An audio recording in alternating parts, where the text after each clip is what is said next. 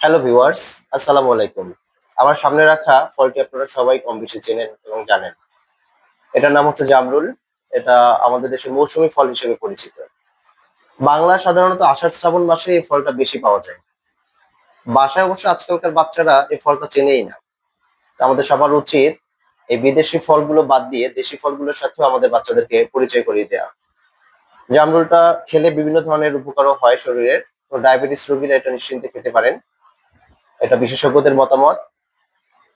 এই গরমে প্রাণ ভরে জামরুল খাওয়া যায়। জামরুল খাওয়া যায় বিভিন্ন ভাবে। দেখেন, এমনিতে খালিও খেতে পারেন, আবার আমি আজকে হচ্ছে যে লবণের সাথে মরিচ গুঁড়ো মিশিয়ে নিয়েছি। এটা দিয়ে খেলে আসলেই খুব সুস্বাদু এবং মজাদার হয়। আপনারা এভাবে ট্রাই করে দেখতে পারেন। আবার অনেকে হচ্ছে এই লবণ মরিচের সাথে সরিষার তেলও মাখিয়ে নিতে পারেন। যেভাবেই খান খুবই সুস্বাদু হবে।